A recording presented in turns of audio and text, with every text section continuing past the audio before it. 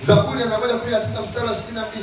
Zaburi ya 119 mstari wa 62, maandiko matakatifu yanasema katika Zaburi ya 119 mstari wa 62, inasema katikati ya usiku nitaamka nikushukuru kwa sababu ya hukumu zako za haki.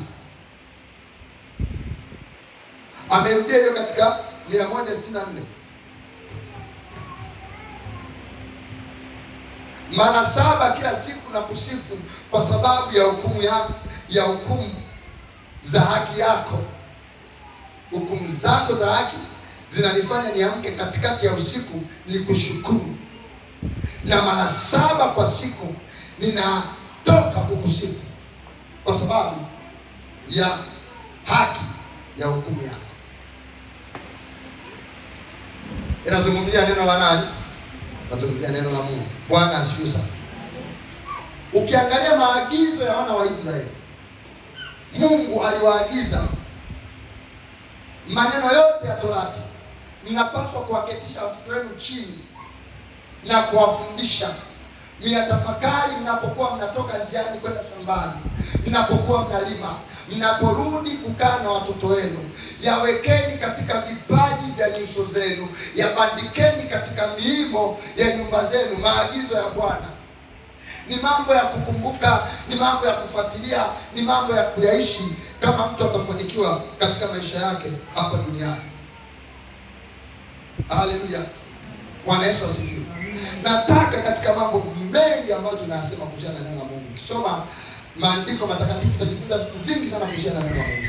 Leo nataka nikuonyeshe mambo matano. Mambo matano ambayo unapaswa kuyajua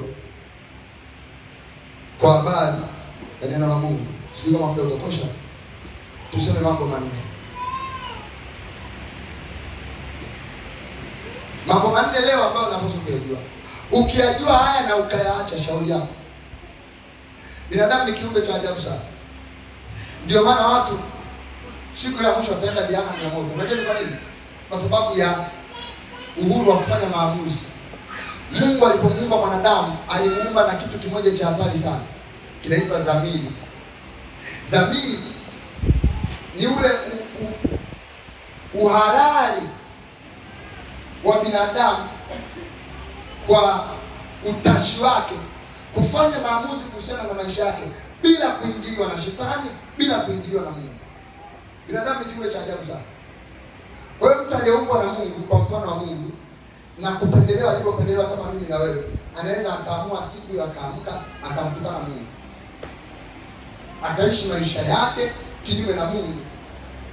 Mungu umenifanya mimi kuwa mwanaume, lakini mimi naona umekosea. Kwa nasinzia wakati naomba. Mimi nitakuwa mwanamke.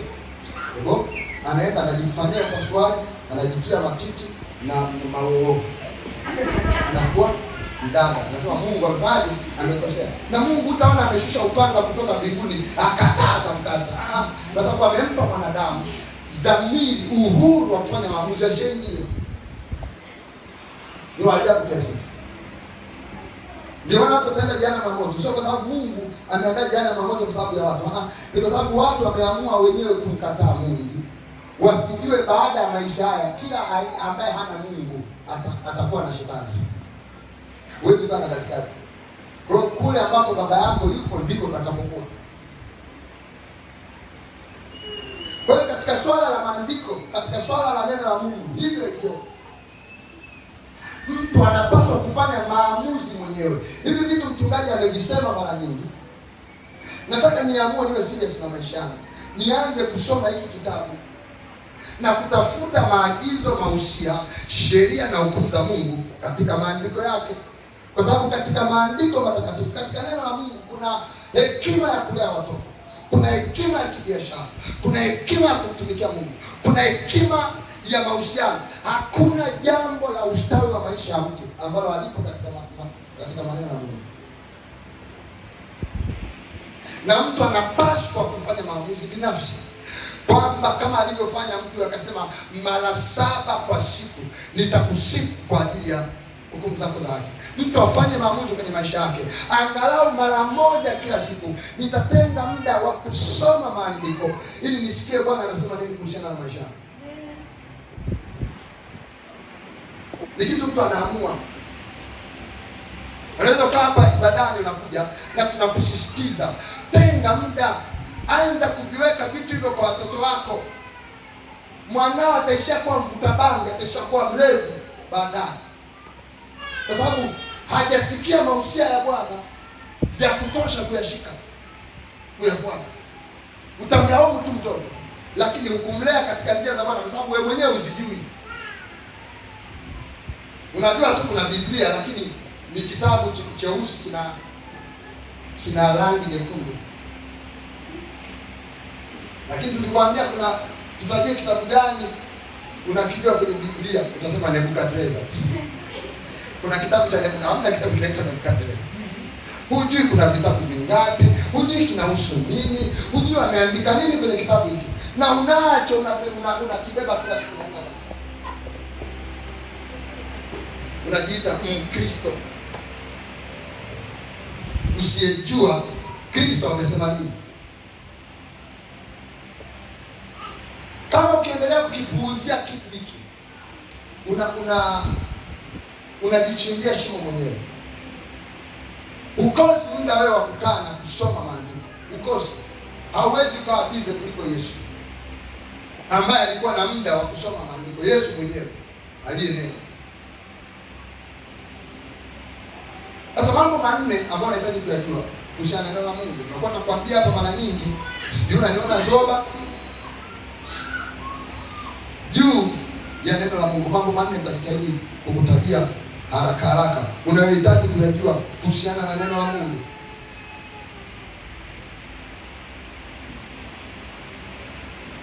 Mambo manne.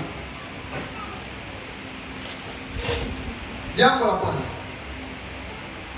Mungu na neno lake ni wamoja.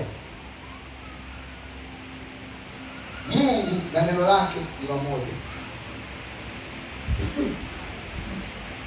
Mungu amejilinganisha, amejifananisha na neno lake.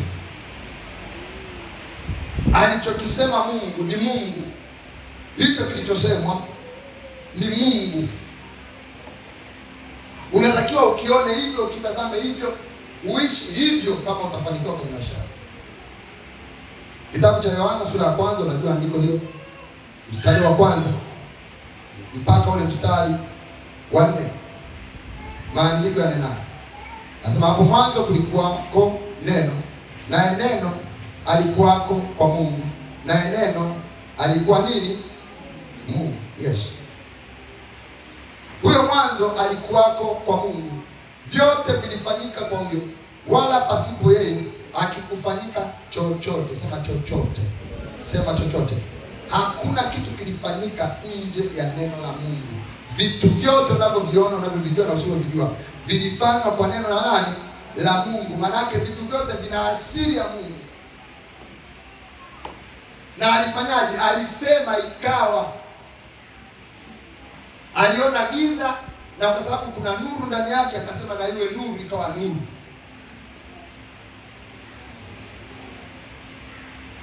Bwana Yesu asifiwe sana. Kwenye magonjwa alisema uzima. Kwenye mauti alitamka uzima. Kwenye magonjwa alitamka afya. Aliumba vitu vyote kwa neno lake. Ukisoma kitabu cha Ibrania 11:3 nasema kwa imani tufahamu ulimwengu uliumbwa kwa neno la nani? La Mungu.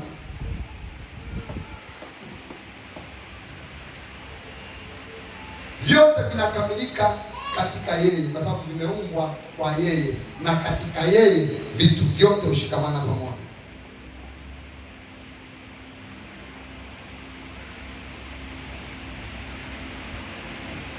Mungu na neno lake ni wamoja. Ameumba vitu vyote kwa neno lake, ameumba vitu vyote kwa yeye, kwa sababu hapo mwanzo kulikuwa na neno alikuwa kwa Mungu, na neno alikuwa Mungu. Manake jambo lolote unalolisikia kama neno la Mungu ni Mungu amekujia. Na Mungu akija anatakaga akufanye kama alivyosema, akufanye kama yeye. Bwana asifiwe sana. Wewe kupotezea, kupuuzia neno la Mungu ni kumpuuzia nani? Mungu mwenyewe. Kupotezea, kupuuzia neno la Mungu ni kupuuzia vitu kufanyika kwenye maisha yako, kupuuzia asili ya maisha yako na vitu kwenye maisha yako. Vitu vyote vimeumbwa kwa yeye. Na jambo la pili tunataka kulijua, jambo lingine tunataka kulijua katika umoja wa Mungu na neno lake. Vitu vyote ameviumba kwa neno lake na vyote vinashikamana pamoja katika yeye. Huyo neno. Bwana asifiwe sana. Kitabu cha Ibrania sura ya 1 mstari wa 1 mpaka wa 4. Maandiko yanasema Mungu ambaye alisema zamani, Ibrania 1